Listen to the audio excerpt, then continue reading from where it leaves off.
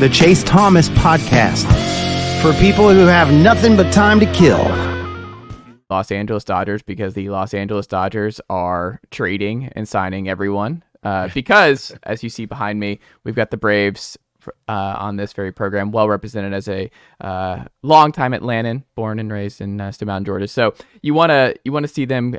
Look, they're the target number one, and the Dodgers are doing everything they can to make sure they stay up to date with the Braves. But from your conversation with Glasnow and what you see with this rotation, because I think it's actually really fascinating what this rotation ends up looking like over the course of 2024, because they ran out of bodies last year, and They need Glasnow to stay healthy. They need Yamamoto to be healthy. They need Walker Buehler to bounce back right away. What do you see with this rotation? What did you glean from Glasnow making the trade to Los Angeles? Yeah, I think obviously it's exciting for the Dodgers fan base to get a pitcher of his caliber, and then you look at the rest of the rotation that he joins.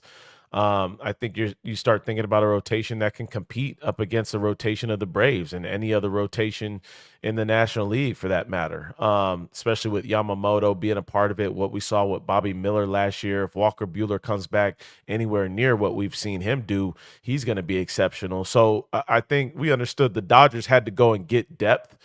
And they did that, and they got top-of-the-line rotation depth. And not just for 1 year. They got it for years on end. Signing Glasnow to an extension. Yamamoto, obviously a long-term deal. Same thing with Shohei Ohtani, who won't pitch this year but will pitch in years to follow. The Dodgers aren't just trying to set themselves up for 2024. They're trying to be the example of dominance for years on end. So seeing that and then asking Glasnow kind of about his experiences, during this offseason, he talked about wanting to be on a team that wanted him just as much, right? And a team that you look at the Dodgers, that's going to home, back to home for him, Southern California. So really cool to see that. He talked about Shohei Ohtani and the presence that he is, and the what he commands as far as attention. And I think he's excited to be a part of that too. Because being here in Tampa, I live in Tampa as well. And with him on the Rays, he mentioned you're just not getting that type of notoriety. And the Dodgers are on a different scale when it comes to that. So you can imagine how excited Glasnow was for the trade and the opportunity to be with a team that has a chance to go to the World Series every year.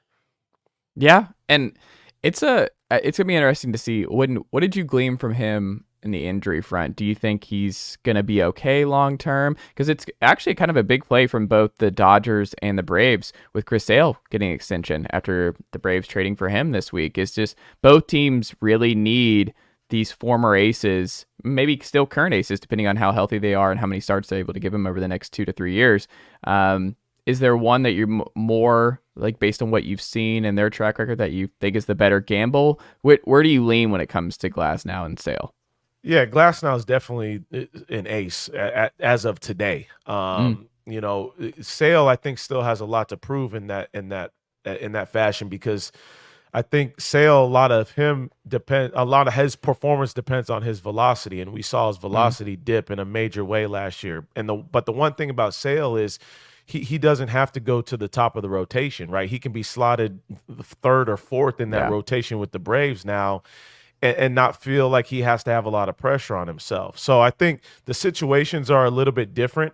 I don't think Glasnow has as much to prove, except for the fact that just got to stay healthy. And last year, you think about it, was an oblique issue, so it wasn't really an arm thing. So I can expect him to stay healthy. I don't know if I expect him to throw 200 innings, but at the same time, I don't think he's going to have to. I think you look at the Dodgers, they'll probably go to a 6-man rotation, be able to use some of those younger guys, especially with Walker Buehler coming back from Tommy John. So I think the situations are different. The gamble is easier to take with the Tyler Glasnow, who's shown you recent dominance. But I think both will be beneficial for both teams. Well, when you look at what the Dodgers have ultimately done, I think they're done. We can never say never. It seems like I don't think they're done. I really don't. I think they're still looking for a left fielder. I would keep your eyes on Teoscar Hernandez. somebody like that, and also a closer. Like I don't know if Evan Phillips is going to ultimately be their guy for 162 games. I think they're still in on Josh Hader. So I definitely don't think the Dodgers are done. It's kind of weird. I don't know why is Josh Hader, do you think, still out there? Why do you think he hasn't been signed yet? I think he's commanding like he wants a little bit more than what Edwin.